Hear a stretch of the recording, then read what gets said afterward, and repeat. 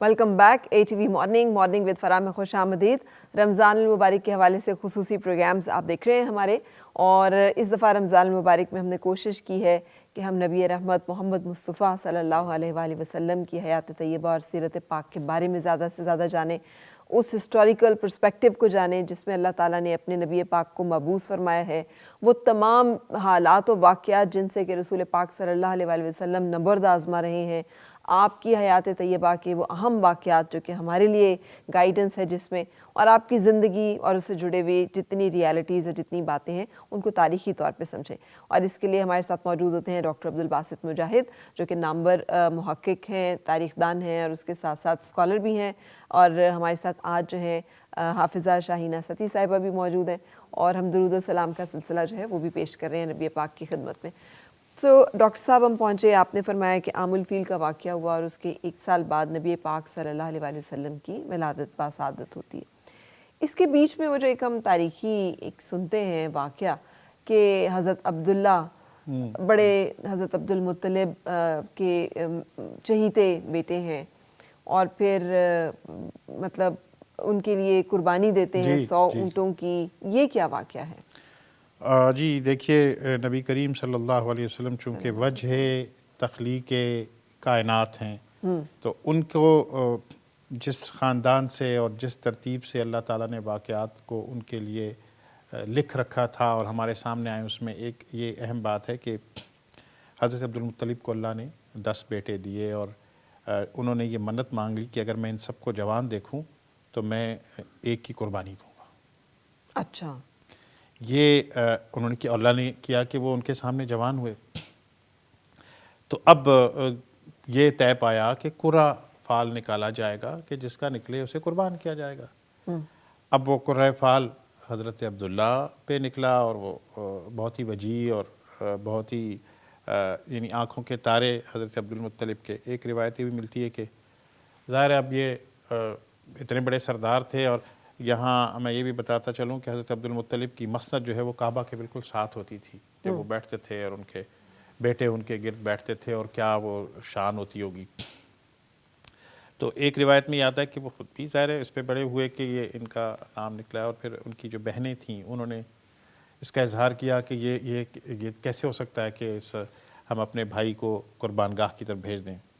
तो फिर तय ये पाया कि 10 ऊँट जो हैं वो उनकी जगह कुर्बान कर दिए जाएं।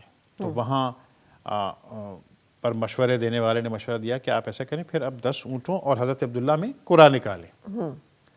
वो कुरा निकाला, फिर हज़रत अब्दुल्ला का, और ये सिलसिला वो 10-10 ऊँट बढ़ाते चले गए हज़रत अब्दुल मुत्तलिब। और अगर उस वक्त सुर्ख ऊँटों का तस्वुर किया जाए तो आज कोई भी बहुत सी एक्सपेंसिव कोई कार हो सकती है, तो वो उस दौर का था। और फिर 100 आप देखिए, या प्रॉपर्टी कोई भी मालियत, एसेट जो बहुत ज़्यादा जिसको समझा जाता था कि वो आपने किया। और जब 100 ऊँट पर बात पहुँची तो फिर ऊँटों पर जो है ना वो कुरा निकला, और फिर यूँ ऐसा हुआ कि वो 100 ऊँट हज़रत अब्दुल मुत्तलिब ने आपकी जान के एवज़ कुर्बान किए, सदका दिया। और उसके बाद ये हुआ कि फिर बनी ज़ोहरा में हज़रत आमिना से उनका अक़्द किया गया, और तिजारत के मामलात, और फिर अल्लाह को जो मंजूर था कि अल्लाह ने नबी करीम सल्लल्लाहु अलैहि वसल्लम को जो मकाम बुलंद देना था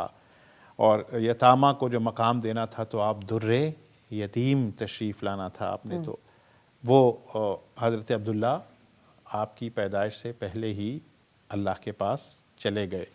और फिर ये अल्लाह ने जो अता किया इस ख़ानदान को, वो उसके लिए अल्फाज नहीं हैं कि कायनात को, तमाम अम्बिया को, पूरी हर किस्म की अल्लाह की नेमतों को, जिस सबसे बड़ी नेमत का इंतज़ार था वो नबी करीम सल्लल्लाहु अलैहि वसल्लम का ज़हूर क़ुदसी है असल में। लेकिन हालात देखिए कि आपने बताया कि यतीम तशरीफ़ लाए, बाप का साया मौजूद नहीं है, दादा हैं, और दाइयाँ जो उस वक्त जो कल्चर था कि वो आ रही हैं, और उनकी कोशिश है कि मालदार घरानों के बच्चे जो हैं वो लें। इस यतीम को लेने के लिए कोई तैयार नहीं है, और हलीमा सादिया جن کی اونٹنی جو ہے وہ چل نہیں پا رہی ہے, کمزور ہے, پیچھے رہ گئی ہیں, تو پھر پتہ چلتا ہے یہ ایک خاندان ہے, اور جاتی ہیں اور اس بچے کو جو ہے وہ لیتی ہیں, اور جب لے کر آ رہی ہیں تو وہی اونٹنی ایسے فراٹے بھر رہی ہے کہ وہ سب سے آگے نکل رہی ہے. یہ ایک بہت ایسے واقعات ہیں جو رسول پاک صلی اللہ علیہ وسلم کی زندگی, اور پھر آپ صلی اللہ علیہ وسلم روتے بھی ہیں, مطلب اس ایک صورتحال کو یاد کر کے کہ والدہ کی قبر پہ جب تشریف لے گئے ہیں تو لپٹ کر روئے ہیں وہاں پہ کہ والدہ کا بھی وصال ہو گیا. سو یہ جو ایک مشکل آپ نے گزاری ہے, اس کا اثر آپ کی طبیعت پر تو یقیناً ہمیں دکھائی دیتا ہے. دیکھیے میں نے اشارتاً یہی عرض کیا کہ جس مقام بلند اور جس مشن کو اللہ تعالیٰ نے آپ کے ذریعے اسلام کا غلبہ اور وہ سارا کچھ ہونا تھا, اس کے لیے یہ شاید اس تربیت کا, اس پروسیس کا حصہ تھا کہ وہ جو حضرت ابراہیم علیہ السلام نے کہا تھا نا, اور قرآن نے ہمیں نماز کی نیت کے طور پر اس آیت کا پڑھنا لکھ دیا کہ انی وجہت وجہی للذی فطر السماوات والارض حنیفا وما انا من المشرکین, یعنی ہر طرف سے اپنے رخ کو موڑ کر بالکل یکسوئی کے ساتھ اللہ کی طرف ہو جانا. تو اس کے لیے ضروری تھا کہ جو انسان کے لیے اور سہارے ہوتے ہیں نا, سب سے بڑا سہارا جو عارضی سہارے ہوتے ہیں وہ ظاہر ہے ہر انسان, ہر بچے کے لیے باپ کی پروٹیکشن, ماں کی ممتا, اور پھر دادا کا سایہ, یہ ساری چیزیں ہوتی ہیں. اللہ نے آپ کو ان سے ماورا کر دیا کہ وہ صرف اللہ کی طرف آپ متوجہ رہیں اور متوجہ ہوئے. ایک اور بات, جب آپ روایات میں آتا ہے کہ جب آپ کا ظہور ہوا, آپ اس عالم آسمانی سے زمین کی طرف اللہ نے آپ کو بھیجا اس رحمت اور تمام جہانوں کے لیے رحمت بنا کر, تو کہتے ہیں کہ اس وقت بہت خارق العادت وقوع پذیر ہوئے دنیا کے مختلف خطوں میں واقعات. اس میں ایک یہ تھا کہ جو کسرا تھا اس کے جو دربار میں جو کنگرے لگے تھے وہ گر گئے, 14 تھے وہ. اور اسی طرح سے یہ کہ جو آتش کدا تھا, آتش کدا مجوسیوں کا, اس کی آتش جو ہے وہ سرد پڑ گئی, جو کبھی بھی نہیں ہوئی تھی.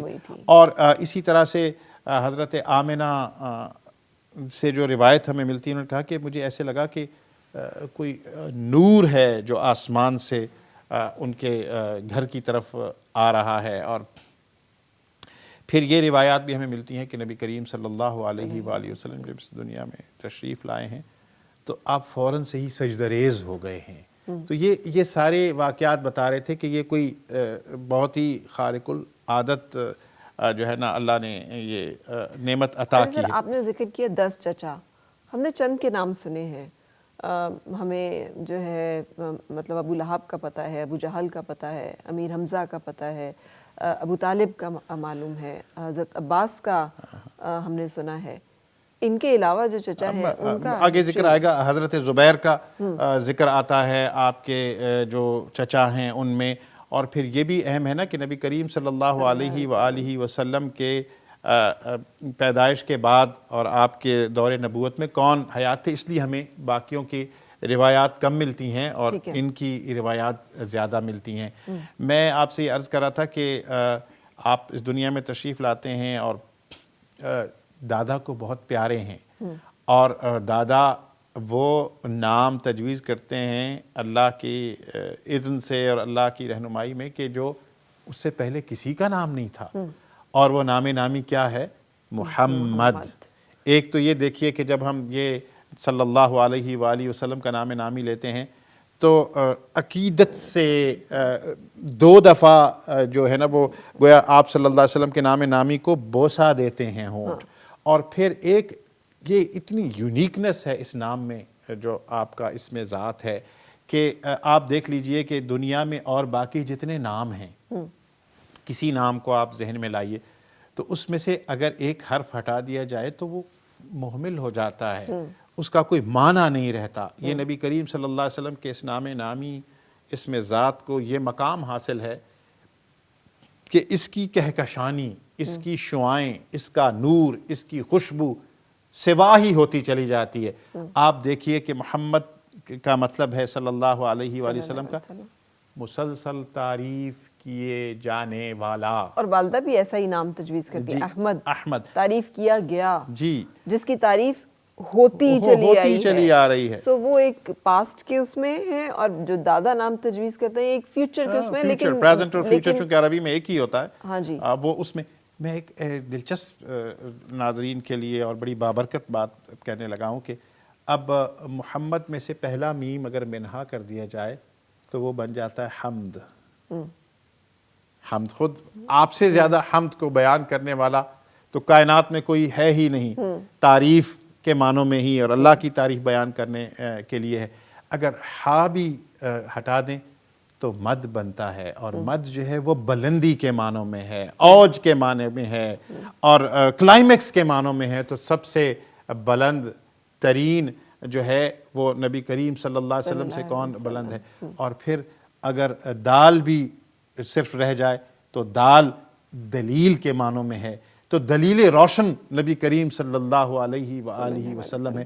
تو یہ نام نامی آپ کا رکھا جاتا ہے.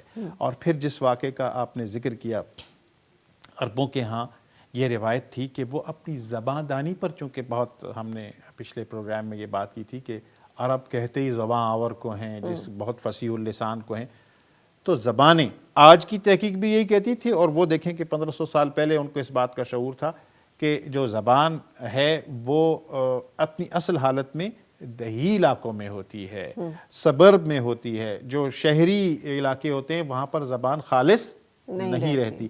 اور پھر اس زمانے میں دیکھیں کہ جو شہری پولوشن کا تصور, آج ہم انوائرمنٹ کی بات کر رہے ہیں اور ایکولوجی کی بات کر رہے ہیں, اس وقت یہ تھا کہ شہروں میں چونکہ بہت زیادہ لوگوں کی ریل پھیل ہے, تجارت کے لیے لوگ آ رہے ہیں اور حج کے لیے آ رہے ہیں. آج بھی آپ دیکھیے کہ حج کے لیے جب جاتے ہیں تو وہاں بہت سارے چونکہ لوگ ہوتے ہیں تو انفیکشنز اور وہ سلسلہ بھی اس کا ایک حصہ ہوتا ہے. تو اس کو کیا انہوں نے کیا کہ وہ اس بات کا خیال رکھنے کے لیے کہ چھوٹا بچہ نو مولود ہے, ایک تو وہ زبان خالص سیکھے, اور دوسرا خوراک خالص کھائے گا, اور تیسرا یہ کہ شہر کے جو مقدر فضا ہے اس کی نسبت خالص اس میں جائے گا.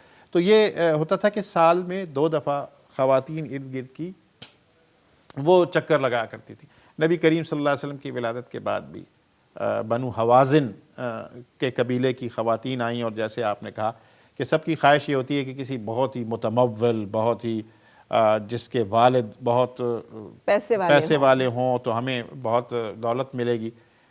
اور دوسری آپ نے نشاندہی کی کہ ان کی سواری بھی لاغر ہے, تو پیچھے رہ جاتی ہیں. جو متمول کوٹ ان کوٹ ان کے ذہن کے مطابق تھے وہ بچے تو باقیوں کے حصے میں آتے ہیں, اور یہ اب اپنے تئیں سوچ رہی ہیں کہ یہ یتیم بچہ ہے, اور حضرت آمنہ کی خواہش بھی ہے.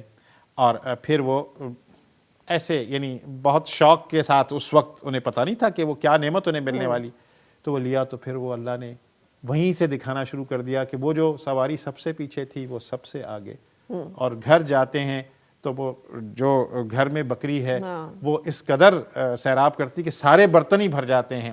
اور وہ پھر شان اور جو شوکت اور جو انہیں ملا وہ یہ ہے کہ آج ہمیں وہ خاتون حضرت حلیمہ سعدیہ کے نام سے ہم جانتے ہیں. اور نبی کریم صلی اللہ علیہ وآلہ وسلم اس قدر محبت فرماتے ہیں حضرت حلیمہ سے اور ان کے سارے خانوادے سے, اور بالخصوص جو ان کی ایک دودھ شریک بھائی بہن جو ہے نا رضائی بہن, ان کا نام آج مسلمانوں کے یہاں رکھا جاتا ہے شیمہ, جس کو ہم اردو میں شیمہ کہہ دیتے ہیں, شیمہ ہیں. وہ بہت خیال رکھا کرتی تھیں, آپ کی نگہداشت کرتی تھیں, تو ان کو بہت احترام دیا کرتے تھے. اور جب نبوت کے بعد ایک دفعہ حضرت حلیمہ سعدیہ آئیں تو آپ فرط جذبات سے آپ اپنی اماں کو لپٹ گئے اور ان کو بہت احترام دیا, اور اپنے یہی رضاعت کو جو ایک اللہ نے مقام دیا وہ بھی نبی کریم صلی اللہ علیہ وآلہ وسلم. جب آپ پیدا ہوئے تو حضرت آمنہ نے ظاہر ہے کہ آپ کو دودھ پلایا, اور پھر کچھ عرصے کے لیے سویبہ, ابو لہب کی ایک لونڈی تھی سویبہ, انہوں نے کچھ سوبیا بھی ہم کہہ دیتے ہیں, ہم سوبیا کہہ دیتے ہیں, اصل میں عربی میں وہ سویبہ ہے, جیسے شیمہ ہے. تو وہ انہوں نے دودھ پلایا, اور اس کے بعد جو ہے حضرت حلیمہ سعدیہ 2 سال کے بعد جو وہاں کا روٹین تھا وہ آئیں, تو مکہ میں ایک وبا تھی. تو حضرت آمنہ نے پھر ان سے کہا کہ یہ ایسا نہ ہو کہ یہ علیل ہو جائیں, ان کو پھر لے جائیں. اور پھر بعض روایات کے اندر 6 سال تک وہ وہاں رہیں، بعض روایات کے مطابق 5 سال تک.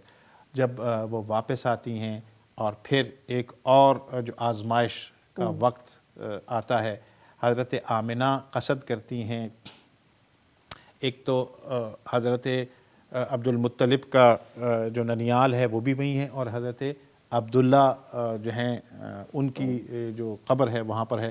تو وہ ارادہ کرتی ہیں بیٹے کو ساتھ لے کر جاتی ہیں. یہ کس طرف کا سفر اختیار کیا؟ یہ مدینہ کی طرف. مدینہ کی طرف. ٹھیک ہے. اور وہاں پر جو ہے نا پھر واپسی میں ابوا کا مقام ہے، اور وہاں پر حضرت آمنہ بھی پردہ فرما جاتی ہیں. 6 سال کی عمر ہے رسول پاک صلی اللہ علیہ وسلم کی عمر ہے. اور پھر جو ام ایمن ہیں وہ ان کے ساتھ آپ آتے ہیں. اور پھر حضرت عبد المطلب پہلے ہی بہت ہی یعنی پیار سے رکھتے تھے. وہ تب سارا گویا نگہداری ان کی انہوں نے کر لی. لیکن پھر وہ جو ایک ہے نا آزمائش، بالائے آزمائش، یوں ہی تو نہیں نبی کریم صلی اللہ علیہ وآلہ وسلم نے ارشاد فرمایا کہ اتنی آزمائش کسی پر نہیں گزری جتنی کہ آپ صلی اللہ علیہ وآلہ وسلم نے جھیلی. اور پھر کیا ہوتا ہے کہ روایات میں ہمیں ملتا ہے کہ حضرت عبد المطلب اتنا پیار کیا کرتے تھے. وہ میں نے اس نشست کا ذکر کیا جو کعبہ کی دیوار کے ساتھ لگتی تھی. تو حضرت عبد المطلب کے باقی بیٹے، سگے بیٹوں کو وہ جو نشست، وہ جو جگہ تھی اس پر آگے آنے کی اجازت نہیں تھی. لیکن حضرت محمد مصطفیٰ صلی اللہ علیہ وآلہ وسلم کو وہ جب لپکتے اپنے دادا کی طرف، تو چچا جو تھے ان کا خیال ہوتا تھا، وہ کہتے نہیں ان کو آنے دو، اور خود اپنے ساتھ بٹھایا کرتے تھے. وہ شفقت بھی زیادہ عرصے تک اللہ کی مشیت کے مطابق نہیں تھی. 8 سال کی عمر ہے. 9 سال کئی جگہوں پہ ہم پڑھتے ہیں، کئی جگہوں پہ 8 سال. جی. تو وہ یعنی کم سے نہیں ہے نا، وہ کیلنڈرز کے کچھ فرق ہیں اور روایات کے. وہ جب ان کا وقت آخر آتا ہے تو وہ ایک یہاں پر میں بات گوش گزار کرنا چاہتا ہوں کہ حضرت عبداللہ اور حضرت ابو طالب یعنی ماں بھی ایک ہے ان کی. باقی جو بیٹے ہیں وہ دوسری ازواج سے ہیں حضرت، تو ان کے سپرد کرتے ہیں. اور امیر حمزہ، حضرت امیر حمزہ جو رسول پاک صلی اللہ علیہ وسلم کے چچا ہیں، وہ بھی کسی اور والدہ سے؟ جی. اچھا. تو یہ اصل میں عربوں کے ہاں اور اسلام میں اصل میں تو باپ کا ہوتا ہے یعنی اولاد. اور ہمارے ہاں ذرا تھوڑا سا سگے اور ستیلے کا تصور ہے. باقی عربوں کے معاشرے میں یہ سگے اور ستیلے کی نہیں ہے. والدہ مختلف ہونے کے باوجود وہ ظاہر ہے کہ ان کا مقام اسی طرح سے. حضرت حمزہ جو ہے نا ان کی تو عمر کا بھی اتنا فرق نہیں ہے نبی کریم صلی اللہ علیہ وآلہ وسلم سے. اچھا، میں جو آپ سے عرض کر رہا تھا کہ وہ وہاں ان کو بٹھاتے. پھر حضرت ابو طالب اپنی جان سے زیادہ تو حضرت عبد المطلب نے پھر جو حوالے کیا ہے تو وہ حضرت ابو طالب کے حوالے کیا ہے. ان کے دست شفقت میں دیا کہ اب ان کے نگہبان جو ہیں وہ یہ چچا ہوں گے. تو پھر حالانکہ سننے میں آئے ہیں قطع کلامی کی معافی کے ساتھ کہ باقی چچا تو امیر بھی تھے. حضرت ابو طالب جو ہیں معاشی اعتبار سے اتنے سٹرونگ نہیں تھے. لیکن وہ حضرت عبد المطلب نے یہ دیکھا کہ کون زیادہ خیال رکھ سکتا ہے اور کن کو زیادہ شفقت ہے.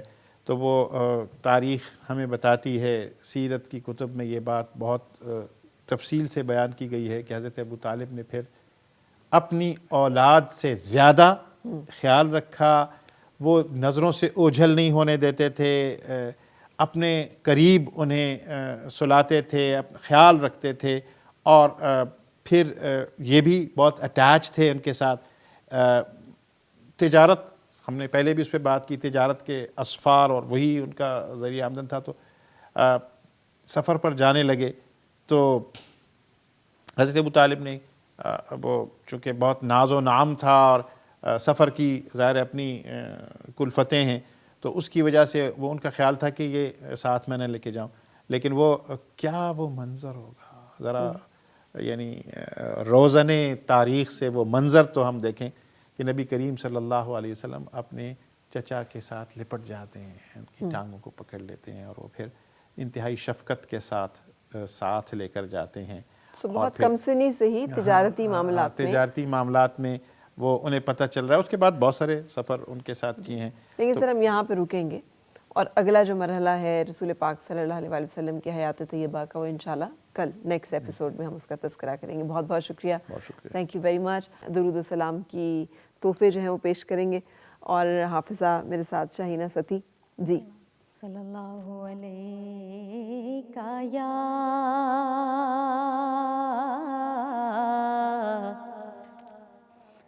یا رسول اللہ وسلم علیکہ یا حبیب اللہ. خسروی اچھی لگی نا سروری اچھی لگی، خسروی اچھی لگی نا سروری اچھی لگی. ہم فقیروں کو مدینے، ہم فقیروں کو مدینے کی گلی اچھی لگی، خسروی اچھی لگی نا سروری اچھی لگی. دور تھے تو زندگی بے رنگ تھی، بے کیف تھی. دور تھے تو زندگی بے رنگ تھی، بے کیف تھی. ان کے کوچے میں گئے تو، ان کے کوچے میں گئے تو زندگی اچھی لگی، خسروی اچھی لگی نا سروری اچھی لگی. اور میں نہ جاؤں گا کہیں بھی در نبی کا چھوڑ کر، میں نہ جاؤں گا کہیں بھی در نبی کا چھوڑ کر. مجھ کو کوئے مصطفیٰ کی، مجھ کو کوئے مصطفیٰ کی چاکری اچھی لگی، خسروی اچھی لگی نا سروری اچھی لگی. اور قابل غور شعر کے ناز کریے تو حلیمہ سرور کونین پر، ناز کر تو اے حلیمہ سرور کونین پر. گر لگی اچھی لگی تو، گر لگی اچھی لگی تو جھوپڑی اچھی لگی، خسروی اچھی لگی نا سروری اچھی لگے. رکھ دیے سرکار کے قدموں پہ سلطانوں نے سر، رکھ دیے سرکار کے قدموں میں سلطانوں نے سر. سرور کونوں مکان کی، سرور کونوں مکان کی سادگی اچھی لگی، خسروی اچھی لگی نا سروری اچھی لگے. ہم فقیروں کو مدینے کی گلی اچھی لگی.